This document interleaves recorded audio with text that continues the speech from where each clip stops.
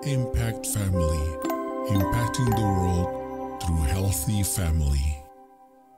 Shalom sahabat Impact Family yang dikasihi Tuhan. Saudara-saudara, beberapa hari yang lalu ini saya membacakan cerita dari 1 Raja-Raja pasal 13. Ya, saya ulangi sedikit supaya nyambung. Seorang nabi muda menyampaikan firman Tuhan dan semuanya terjadi. Jadi dapat dikatakan dia sukses menjalankan tugas yang diberikan oleh Tuhan kepada dia.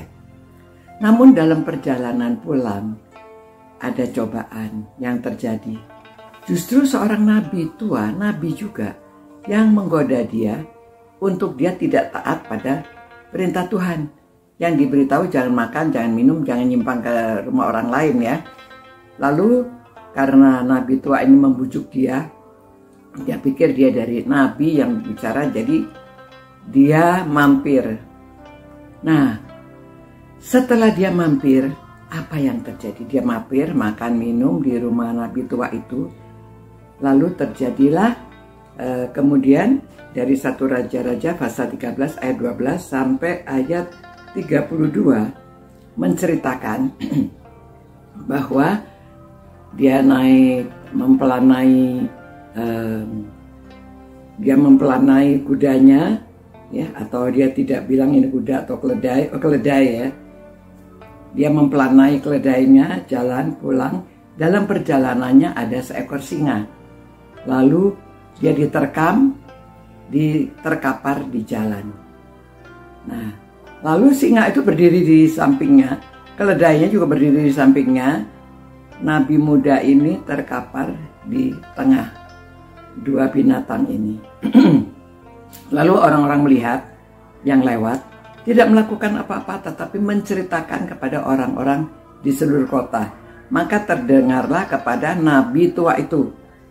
Dan nabi tua itu berkata demikian ya, ketika nabi yang membujuk dia kembali dari jalannya mendengar hal itu, ia berkata, dialah abdi Allah yang memberontak terhadap titah Tuhan. Tuhan menyerahkan dia kepada singa yang mencabik dan membunuhnya, sesuai dengan firman Tuhan yang dikatakannya kepadanya. Dia tahu itu ya. Tetapi mungkin dia juga merasa bersalah. Kemudian dia minta supaya dia juga mempelai keledainya. Lalu dia menengok ke sana. Ini jenazahnya dia bawa pulang. Lalu dia meratapi jenazah ini dan dikuburkan di kuburan. Dan dia pesan kepada anak-anaknya ya. Dia mengatakan ya, sesudah ia menguburkan, ia berkata kepada anak-anaknya, kalau aku mati, kuburkanlah aku dalam kubur tempat abdi Allah itu. Taruhlah tulang-tulangku di sisi tulang-tulangnya, sebab perkataan yang telah diserukannya dari perintah Tuhan, atas perintah Tuhan terhadap mezbah yang di Betel itu akan yang di Betel itu terhadap semua kuil di tempat-tempat pemujaan di kota-kota Samaria pasti akan terjadi. Jadi apa yang dikatakan sudah terjadi, dia tahu. Nabi muda itu benar, semua yang dikatakan pasti terjadi, tapi dia menyesal juga. Akhirnya dia minta supaya nantinya dia dikuburkan di kubur yang sama itu. Saudara, ini yang kita pelajari, saudara. Aduh, menakutkan. Satu, taat itu harus taat sungguh-sungguh. Ya, jangan sampai terbujuk oleh perkataan orang. Ini seorang sama-sama nabinya, tetapi menyelewengkan dia sehingga dia makan minum. Padahal hanya makan minum, tapi Tuhan tidak senang karena dia tidak taat. Nabi ini juga tahu bahwa dia sudah memberontak dari perintah Allah. Ya, padahal ini setelah kesuksesan. Kadang-kadang saudara, setelah kita sukses juga harus hati-hati. Setelah sukses ada cobaan. cobaannya datang seperti ini, ya akhirnya menjerumuskan dia sampai dia terjadi terkam singa, ya. Menakutkan sekali ya. Saya sendiri takut, saudara. Ya kadang-kadang kita setelah sukses kita cerita-cerita ya. Aduh, ini manusiawi. Kalau kita sudah berhasil kita menceritakan kepada orang lain. Namun setelah sukses itu kadang-kadang ada cobaan-cobaan. Nah, jadi kita harus hati-hati, tetap berdoa minta Tuhan tolong supaya jauhkan daripada segala cobaan.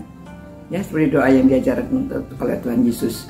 Jangan bawa kita ke dalam cobaan, melainkan lepaskanlah kita dari semua yang jahat.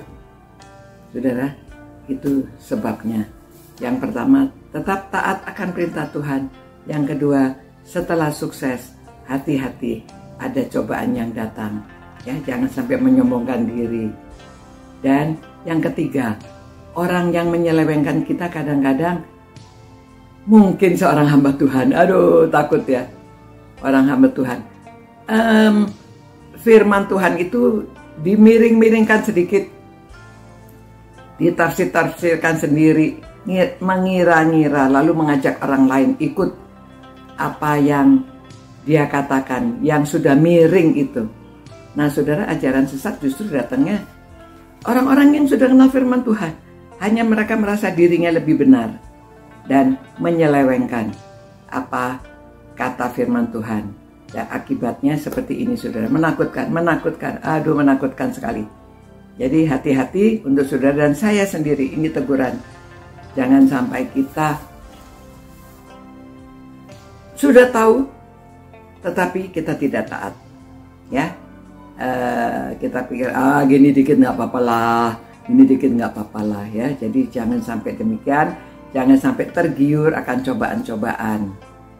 Mari kita berdoa, Tuhan, tolong Tuhan.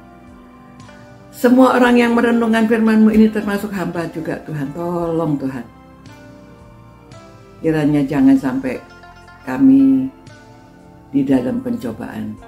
Tetapi lepaskanlah kami daripada semua yang jahat. Tolong kami Tuhan. Biarlah kami peka dan taat apa yang Tuhan katakan. Apa yang harus kami lakukan dengan benar. Tuhan, ampuni segala dosa dan kesalahan kami, Tuhan. Supaya kami hidup berkenan kepadamu, menyenangkan hatimu. Demi nama Yesus kami berdoa. Amin. Ya, saudara-saudara, saya doakan. Kita doa semuanya. Supaya kita tidak dibawa ke dalam cobaan.